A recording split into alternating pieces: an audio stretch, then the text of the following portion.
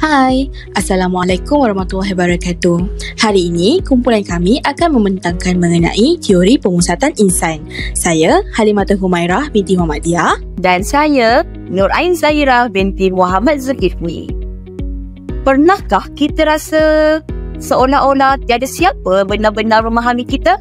Kadang-kadang yang kita perlukan bukan nasihat, tetapi seseorang yang mendengar dengan hati yang terbuka. Itulah asas teori pemusatan insan.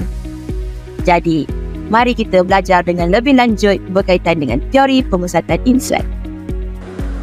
Baiklah, apa itu teori pemusatan insan? Teori pemusatan insan adalah teori yang menyatakan bahawa manusia akan mengalami pertumbuhan psikologi apabila mereka mempersepsi yang mereka dilayan secara jujur, baik dan berempati. Selain itu, teori ini juga menekankan bahawa setiap individu mempunyai potensi semula jadi untuk berkembang secara positif dan mencapai potensi diri, self-actualization, sekiranya mereka berada dalam persekitaran yang menyokong, menerima dan memahami diri mereka.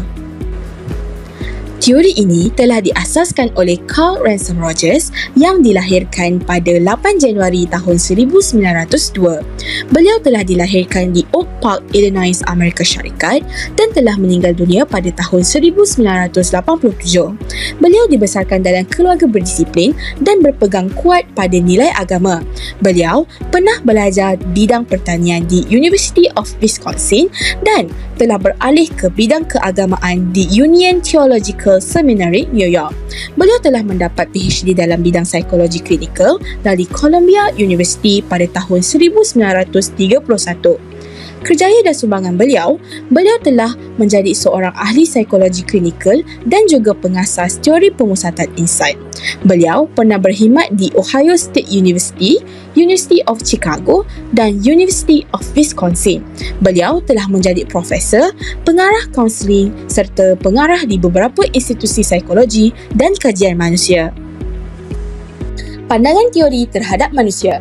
Yang pertama, manusia bersifat positif secara semula jadi. Rogers percaya bahawa setiap manusia mempunyai ciri-ciri positif, mampu berkembang maju dan berusaha ke arah penyempurnaan ke diri, kestabilan serta sosialisasi. Yang kedua, manusia bukan makhluk berdosa atau jahat secara semula jadi. Rogers tidak bersetuju dengan kepercayaan bahawa manusia secara umumnya cenderung berdosa. Beliau tidak bersetuju dengan pandangan agama Kristian atau teori Freud yang mengatakan manusia bersifat kejam, tidak rasional dan cenderung merosakkan diri. Menurutnya, tingkah laku negatif hanya berlaku apabila individu berada dalam keadaan neurotik atau tidak berfungsi sepenuhnya sebagai manusia yang sebenar. Yang ketiga, manusia bebas dan berkeupayaan untuk memenuhi keperluan diri.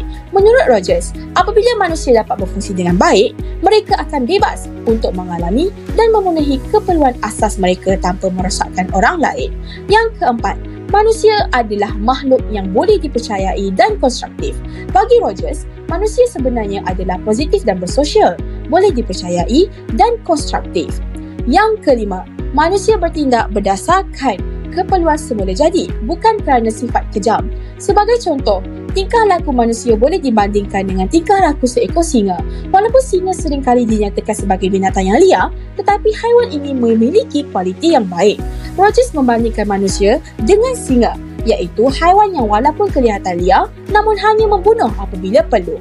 Yang keenam, manusia bergerak ke arah potensi diri. Sama seperti pandangan Maslow dan Goldstein, Rogers percaya bahawa manusia secara semula jadi terdorong ke arah pertumbuhan dan penyempurnaan diri. Konsep utama teori. Terdapat beberapa konsep yang terdapat dalam teori ini.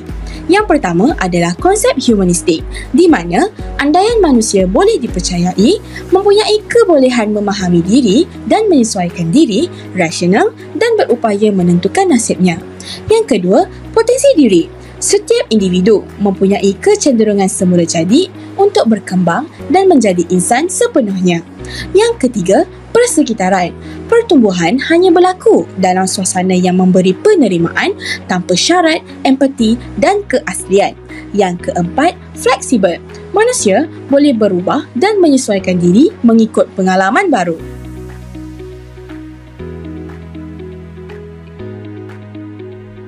Tujuan utama teori ini mudah tetapi sangat bermakna, ia membantu klien menjadi versi terbaik dirinya sendiri. Melalui proses kaunseling, klien mula bersedia menerima dan merasai realiti sebenar kehidupannya.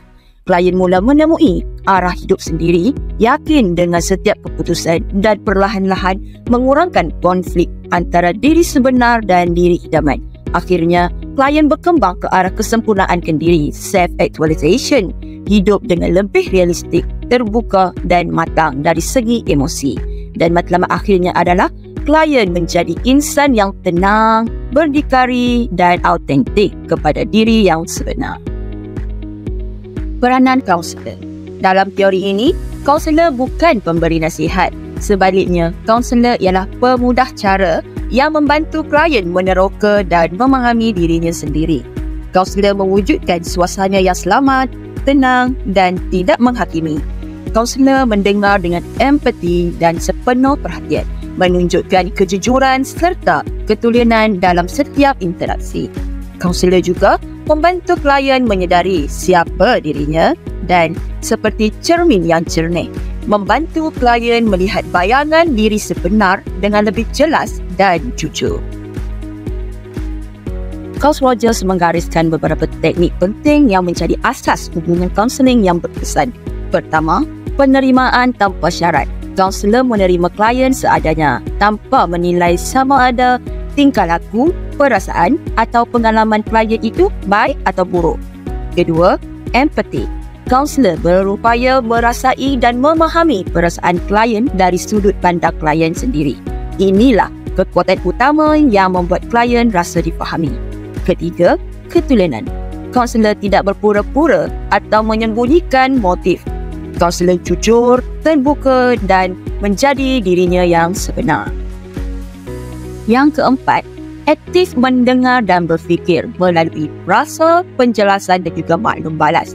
Kaunselor menunjukkan bahawa dia benar-benar mendengar, bukan sekadar mendengar puji. Yang kelima, congruent. Kaunselor selaras antara perasaan dalaman dan luaran. Apa yang dirasa, itulah yang disahirkan. Yang keenam, mendengar untuk merasa. Kaunselor cuba memahami dunia dalaman klien dan menyatakannya dengan penuh keikhlasan. Seterusnya, menghormati dan penerimaan mesra. Kaunselor menghargai perbezaan, bersikap terbuka dan ramah kepada klien. Dan akhir sekali ialah konfrontasi. Kaunselor menegur kecanggahan tingkah laku klien dengan lembut, tanpa menghakimi, tanpa agresif dan dengan penuh empati. Teori ini mempunyai banyak kekuatan yang menjadikannya unik dan menyentuh hati. Ia menghormati setiap individu sebagai manusia yang mempunyai potensi diri, menekankan nilai-nilai positif dan penerimaan tanpa syarat dalam hubungan kaunseling, menggalakkan kejujuran, keikhlasan dan ketulinan antara kaunselor dan klien, membantu individu berubah dari dalam dirinya sendiri, bukan kerana dipaksa. Dan akhirnya, ia membina pengalaman positif yang membawa klien ke arah kesempurnaan diri. Namun, seperti mana teori-teori lain, teori pemusatan insan juga ada kelemahannya. Yang pertama ialah, ia tidak mempunyai langkah atau tata cara yang khusus. Banyak konsepnya sukar untuk diukur kerana terlalu abstrak. Ia kurang memberi panduan tentang cara membina hubungan kaunselor dengan klien secara terperinci dan keberkesanannya sangat bergantung pada kepribadian serta empati kaunselor itu sendiri. Walaupun begitu, keindahan teori ini tetaplah terserlah kerana ia lahir daripada kepercayaan dan kebaikan manusia. Kesimpulannya, teori pemusatan insan oleh Carl Rogers mengajar kita bahawa setiap manusia mempunyai potensi untuk berubah menjadi lebih baik asalkan dia diterima, difahami dan disayangi tanpa syarat.